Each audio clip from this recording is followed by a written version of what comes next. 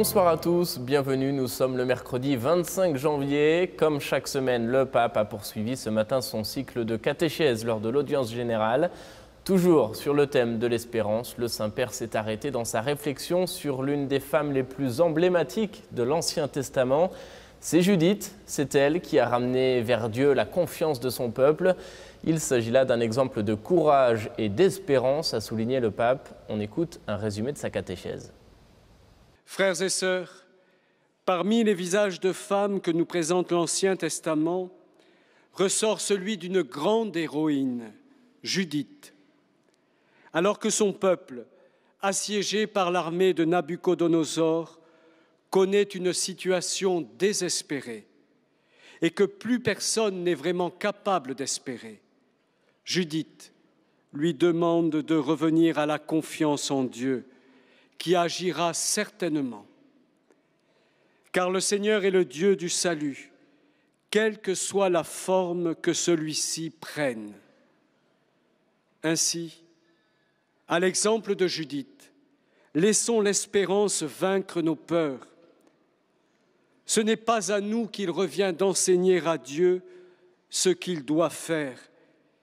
Il sait mieux que nous ce dont nous avons besoin. Nous devons lui faire confiance en acceptant que son salut et son aide nous parviennent par des chemins différents des nôtres. Le chemin que Judith nous indique n'est pas celui de la résignation, mais celui de la confiance, de l'attente dans la paix, de la prière et de l'obéissance. Ainsi, Judith, femme pleine de foi et de courage, nous conduit avec son peuple sur les chemins de l'espérance où nous trouverons la joie à la lumière de la Pâque du Seigneur Jésus. Aujourd'hui également, et comme chaque année, le 25 janvier, jour de la fête de la conversion de Saint Paul, le pape a présidé les vêpres solennelles. C'était une cérémonie écuménique pour clôturer la semaine de prière pour l'unité des chrétiens. C'était dans la basilique Saint-Paul-hors-les-Murs. Regardez.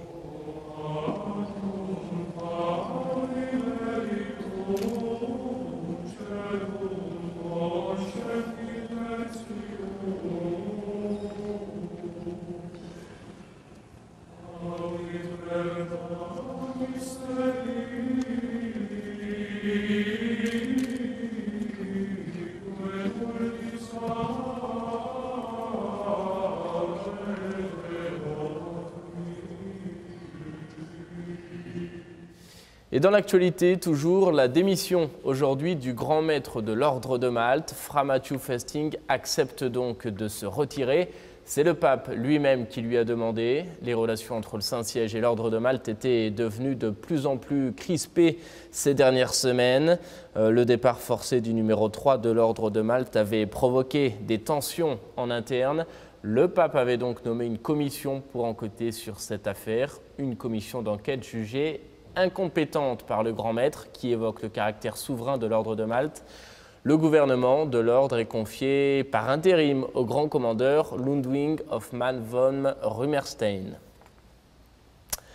Les journées mondiales de la jeunesse à présent, on en parlait récemment car les dates pour le Panama ont été annoncées il y a quelques jours. Ce sera du 22 au 27 janvier 2019. C'est ce qu'a rappelé aujourd'hui le cardinal Farrell en charge du dicaster pour les laïcs, la famille et la vie. Dans un entretien à l'Osservatore Romano, il a souligné que si le Panama a été choisi, c'est parce que c'est de là qu'a débuté l'introduction de l'Évangile sur le continent américain. Le cardinal Farrell précise notamment que le thème des migrations devrait tenir une place importante lors de ces JMJ dans ce pays, au carrefour des Amériques du Nord et du Sud. Et l'œcuménisme, ajoute-t-il, pourrait aussi être un élément important de ce rassemblement. Voilà, c'est la fin de cette émission. Merci d'avoir été avec nous. Je vous souhaite à tous une très belle soirée. À demain.